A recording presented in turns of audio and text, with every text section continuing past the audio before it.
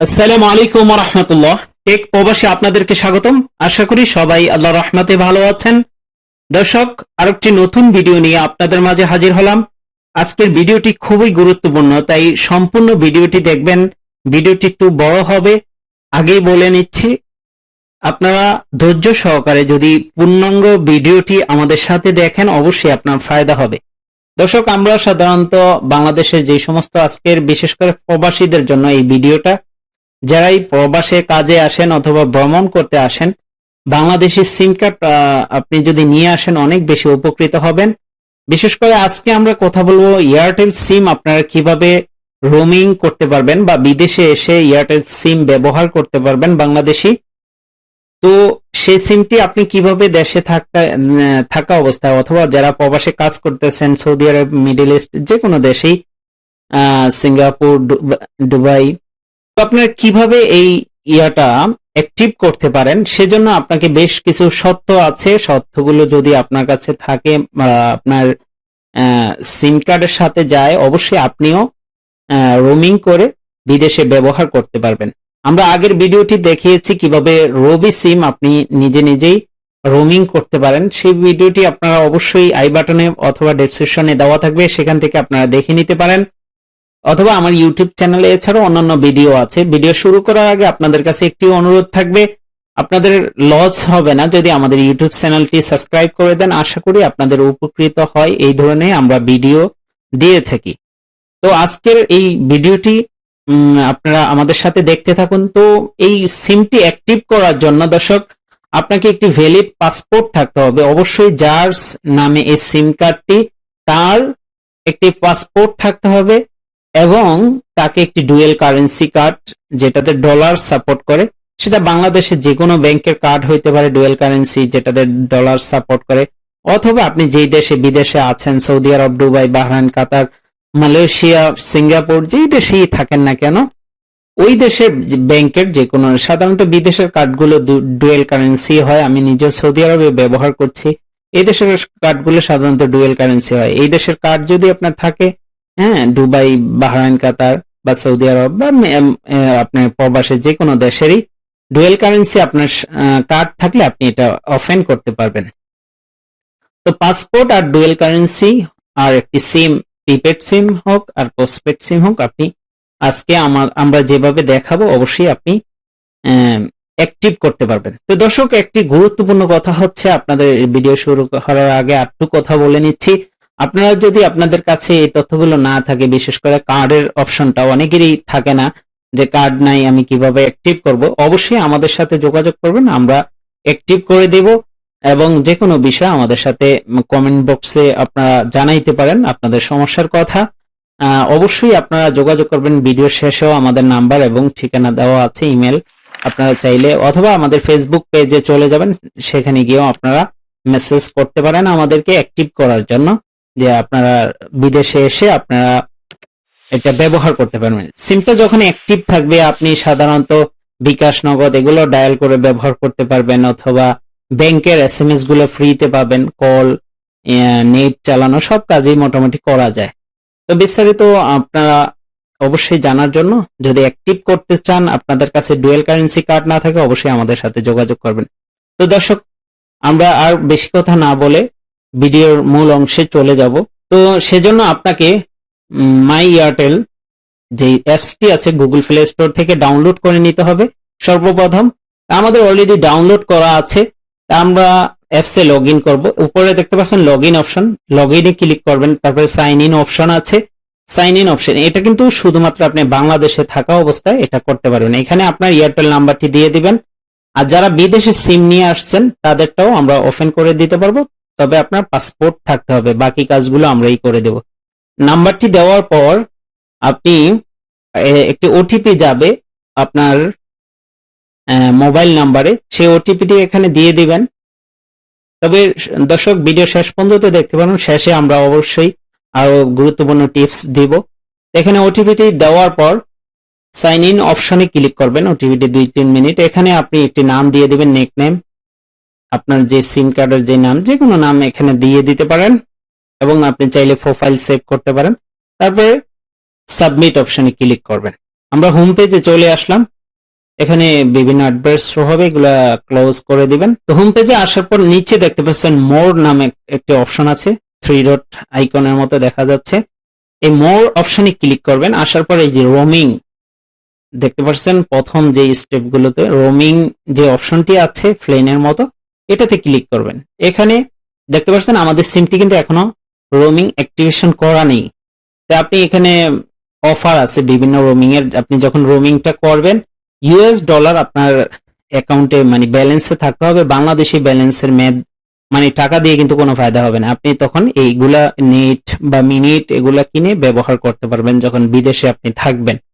তা আমরা পাশের যে অপশনটি আছে অ্যাক্টিভেশন রোমিং, সেটাতে ক্লিক করব। এরপরে আপনার প্রথমে পার্সোনাল ইনফরমেশন, এখানে প্রথমে পাসপোর্ট নাম্বারটি দিয়ে দিবেন। আপনার ই পাসপোর্ট বা নর্মাল যে কোনো পাসপোর্ট হোক, ভ্যালিড থাকতে হবে, মেয়াদ থাকতে হবে।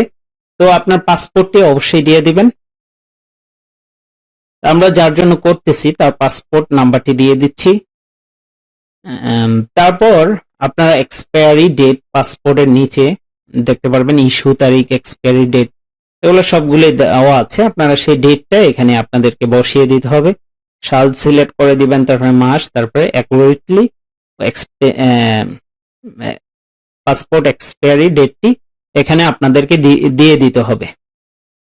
দর্শক, এছাড়াও প্রবাসী রিলেটিভ অনেক ধরনের কিভাবে আপনারা বাংলাদেশি ব্যাংক অ্যাকাউন্ট ওপেন করবেন, এই সিমটা যদি আপনি রোমিং করা থাকে আর এনআইডি কার্ড যদি আপনার সাথে থাকে, আপনি চাইলে কিন্তু প্রবাস থেকেই ব্যাংক অ্যাকাউন্ট ওপেন করতে পারবেন, ইন্টারনেট ব্যাংকিং ওপেন করতে পারবেন।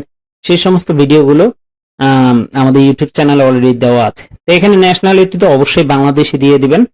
তারপরে ইমেল অ্যাড্রেসের জায়গায় আপনার যে ভ্যালিড ইমেলটি আছে সেটি ব্যবহার করে দিবেন।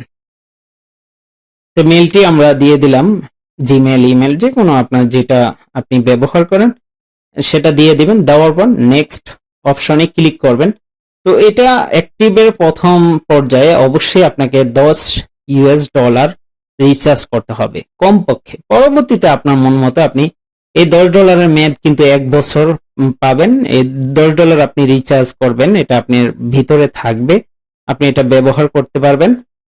ঠিক আছে, তারপরে আপনি টার্মস এন্ড কন্ডিশনে ক্লিক করার পর নেক্সটে ক্লিক করবেন। এরকম একটি পেজ চলে আসবে। এখানে আপনার যে বলছি ক্রেডিট কার্ড অথবা ডেবিট কার্ড যেটাই থাকুক না কেন, ভিসা অথবা মাস্টার লোগো যুক্ত। আপনার যদি ভিসা কার্ড হয় ভিসা কার্ড, মাস্টার কার্ড হলে মাস্টার কার্ড, কোনো সমস্যা নেই। তবে মানে ইউএস ডলার সাপোর্ট করতে হবে। তারপরে ওটার উপরে ভিসা হলে ভিসার উপরে করে পে নাওর উপরে ক্লিক করবেন। প্রথমে কার্ড নাম্বারটি আপনাকে দিয়ে দিতে হবে। কার্ডের উপরে যেই নাম্বারটি আছে কার্ডের, সেটি আপনাকে এখানে দিয়ে দিতে হবে। আমরা আমাদের কার্ডের নাম্বারটি দিয়ে দিচ্ছি। তারপর আপনাকে কার্ডের উপরে কার্ডের এক্সপায়ারি ডেট দেওয়া আছে, সেটি আপনারা এখানে উঠিয়ে দিবেন। তারপরে কার্ডের পিছনে 3 সংখ্যার একটি গোপন নাম্বার, যেটাকে সিবিবি নাম্বার বলে।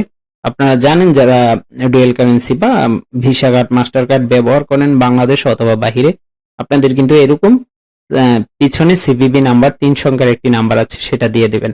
তারপরে আপনার কার্ডের উপরে আপনার যে নামটি লেখা আছে সেই নামটি দিয়ে দিবেন। রিমেম্বার দিস কার্ড, এটা যদি আপনি পরবর্তীতে আবার রিচার্জের জন্য ব্যবহার করতে চান তাহলে এটা এখানে ক্লিক করবেন। আর যদি ওয়ান টাইম হিসাবে কার্ড ব্যবহার করতে চান তাহলে সেটার উপরে টিক চিহ্ন দেওয়ার দরকার নাই। পে নাও অপশনে আপনাকে ক্লিক করতে হবে। তারপর আপনার ব্যাংকের যে ওয়েবসাইট আছে সেখানে নিয়ে যাবে আপনাকে ভেরিফাই করার জন্য। দেখতে পাচ্ছেন আমি যে ব্যাংকের কার্ড ব্যবহার করছি সেখানে আমাকে নিয়ে গেছে, একটা ওটিপি যাবে আপনার ব্যাংকে যে নাম্বারটি দেওয়া আছে ওই নাম্বারে। ব্যাংকে সেটা যদি বিদেশি ব্যাংক হয়, যে বিদেশের যে নাম্বার আছে ওই নাম্বারে একটি ওটিপি যাবে। যদি বাংলাদেশে হয় যে রেজিস্ট্রেশন ব্যাংকের রেজিস্ট্রেশনকৃত নাম্বারেই কিন্তু ওটিপিটা যাবে। তো ওটিপিটা এখানে দিয়ে দিবেন। আমাদের ওটিপিটা চলে এসেছে। ওটিপি দেওয়ার পর আপনাকে সাবমিট করতে হবে। তো দর্শক, আমরা ওটিপিটি দিয়ে দিলাম, সাবমিট অপশনে ক্লিক করলাম। একটু ওয়েট করবে, প্রসেসিং হইতে কিছু সময় নেবে। প্রসেসিং এর পরপরই কিন্তু আপনার সিমটি অ্যাক্টিভ হয়ে যাবে। দেখতে পাচ্ছেন একটু সময় নেয়, এই জায়গায় আপনারা একটু ধৈর্য দরকারে। আমরা ভিডিওর শেষ পর্যায়ে চলে এসেছি। অ্যাপস এর মাধ্যমে অনেক সময় দেখা গেছে, আমি আমার অভিজ্ঞতা থেকে বলছি, অ্যাপস থেকে দেখা গেছে অনেক সময় ব্যাংক থেকে টাকা কেটে নেয়। অনেকেই আমাকে রবি সিমের বেলায়, রবি এয়ারটেল পাশাপাশি আপনার দেখতে পাচ্ছেন আমাদের সিমটি অ্যাক্টিভ হয়ে গেছে। আমরা আবারও সেই রোমিং অপশনে আসলাম, দেখতে পাচ্ছেন এখন কিন্তু আমাদের এখানে রোমিং অপশনে আসার পরেই দেখাচ্ছে, নাম দেখাচ্ছে, একবার $10 আছে, কতদিন মেয়াদ আছে এগুলো দেখাচ্ছে, নিচে প্যাকেজ দেখাচ্ছে। তো যেটা বলতে চাচ্ছিলাম, অ্যাপস এর মাধ্যমে যদি আপনি অনেক সময় সার্ভারের সমস্যার কারণে দেখাচ্ছে ব্যাংক থেকে টাকা ঠিকই কেটে নেয়, কিন্তু আপনার অ্যাক্টিভ হয় নাই, অ্যাক্টিভ ইনএক্টিভই দেখায় বা অ্যাক্টিভ হতে চায় না। বা আমার নিজের অভিজ্ঞতাটা আমিও এক লোকের করে দিয়েছি। আমাকে আমার সাথে আমার মাধ্যমে করতে হবে এরকম না, তবে প্রায় হয়ে যায়, মাঝে মাঝে এরকম ডিস্টার্ব দেয়। এই কারণে অবশ্যই আপনারা সাবধানতা অবলম্বন করবেন, খেয়াল রাখবেন। তাহলে আশা করি যদি সম্পূর্ণ সঠিকভাবে দেন, তারপরও একটু ভয় থেকেই যায়। যদি আপনার ঠিকই ব্যালেন্স থেকে টাকা কেটে নিল, রোমিং হইলো না, আশা করি হয়ে যাবে ইনশাল্লাহ। আমি হয়তো বা দুই একটা প্রবলেমে পড়েছি, তারা আস্তে আস্তে আপডেট নিয়ে আসবে এই সফটওয়্যারে, তখন সার্ভার আরো সুন্দর কাজ করবে। আর যদি আপনাদের কোনো সঞ্চয় থাকে বা ভয় থাকে, তাহলে অবশ্যই আমাদের সাথে যোগাযোগ করবেন, আমরাও অ্যাক্টিভ করে দেব আপনাকে।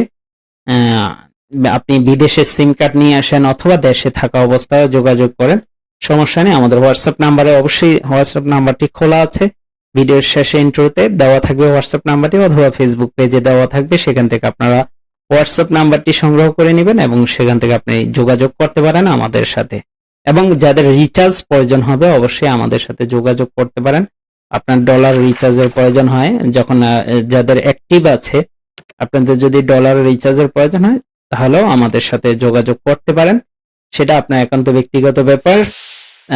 তো আজকের মতো এখানেই বিদায় নিচ্ছি, আশা করি আপনাদেরকে ভিডিওটি দিয়ে উপকৃত হবেন। আমরা দিয়েছি আপনাদেরকে এই প্রসেস ছাড়া, এটা একেবারে সঠিক প্রসেস আমি মনে করি। তবে ওটা আমি বলেছি এজন্য, সার্ভারের সমস্যা হয় ভাই, আমার সাথে এক দুইবার হয়েছে বা অন্য মানুষ থেকে কমপ্লেইন পেয়েছি, এজন্য আপনাকে বলেছি।